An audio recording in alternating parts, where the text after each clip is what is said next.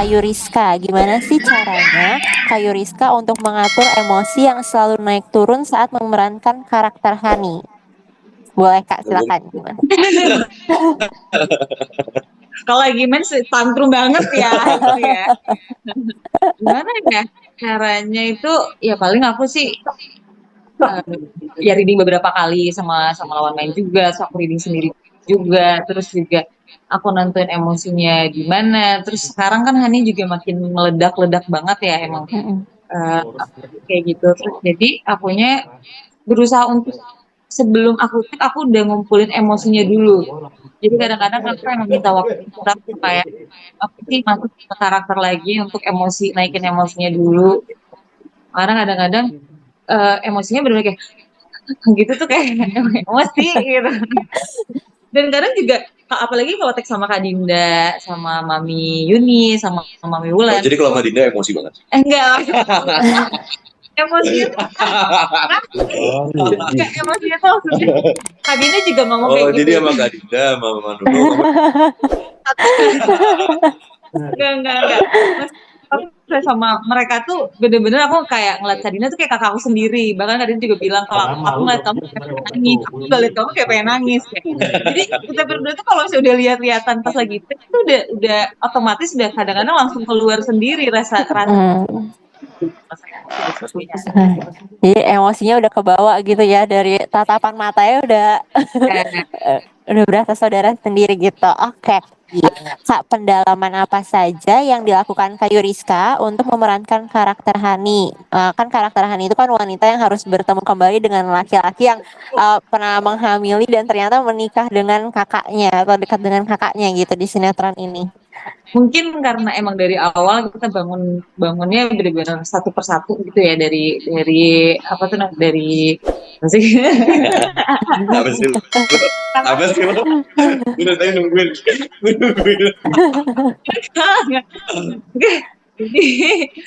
mungkin pendalamannya ya apa? Kalau misalnya kayak tadi kan Kak Eza kan bilang dia nelpon temennya nih nanya gimana Kalau aku kalau kan misalnya itu observasi. iya. Aku juga Kalau aku observasi. Jadi ikut-ikutan lu. Saya jawab. Ditanya itu, Mbak. iya. Aku aku observasi kan Hani juga dari awal karakternya nakal. Maksudnya bukan nakal sih, maksudnya kayak anak Jakarta banget, sedangkan aku anak Bandung banget gitu ya. Terus kayak Kalau aku kan observasinya nelfon orang. Kalau dia observasinya melalui dirinya gitu. ya ya aku mencari tahu sendiri via internet, via apapun itulah yang ada di gitu. internet kayak gitu. Terus juga Sapu bro. terus juga aku cari apa observasinya juga di ini apa Ya kan hilang lagi. hilang lagi. Jadi nah Maaf itu ya semua, adik saya kadang suka gitu. Ngumpul dulu nih. di sini kau otaknya salah.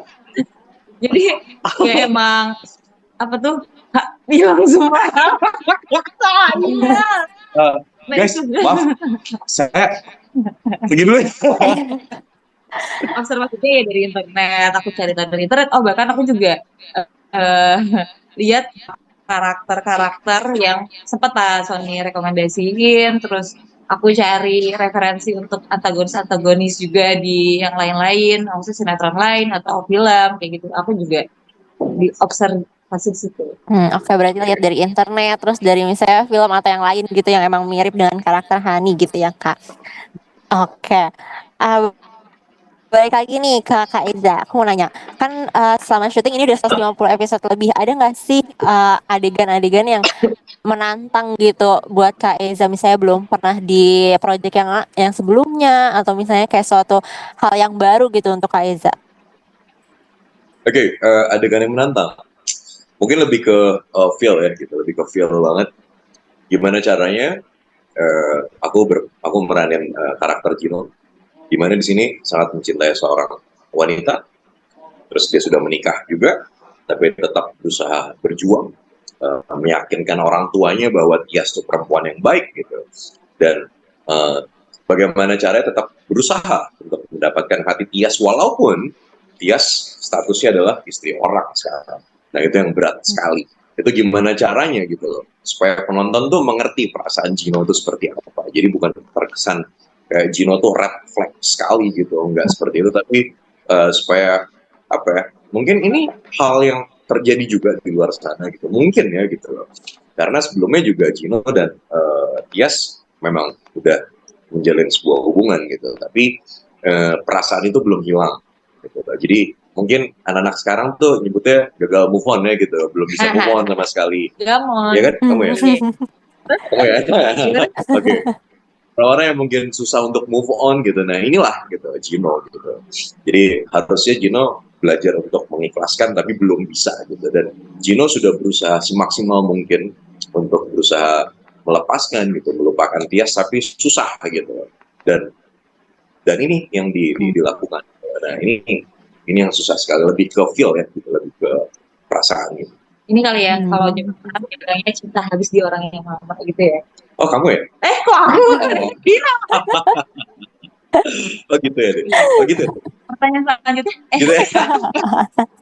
Oke, nah berarti gimana caranya juga biar penontonnya tuh ngerti gitu ya gimana posisinya Gino di sinetron Naik Keranjang ini gitu. Nah, tapi Kak Eza sendiri pernah nggak sih misalnya apa namanya ngelihat komentar netizen misalnya di sosial media gitu tentang karakternya Gino? Apakah misalnya banyak yang komen negatif yang kayak mengecap kalau si Gino ini red flags atau malah ngerti posisinya Gino itu seperti apa? Kembali lagi, perspektif setiap orang itu kan berbeda-beda, termasuk netizen atau penonton setia kita ya, gitu, penonton setia SCTV video. Jadi banyak yang mungkin mengerti, terus tapi kadang banyak juga yang mengambil sisi darknya saja, sisi gelapnya saja. Tias sudah menikah gitu loh, ngapain Gino masih kejar-kejar istri orang? Nah itu gitu kan, itu salah satu pemikiran orang juga. Nah tapi satu sisi lain pasti mungkin seperti yang tadi aku bilang gitu, ini orang yang gagal move on nih gitu loh, susah move on nih gitu, gimana caranya gitu loh, sampai Gino sempat mau ngakhirin hidupnya gitu.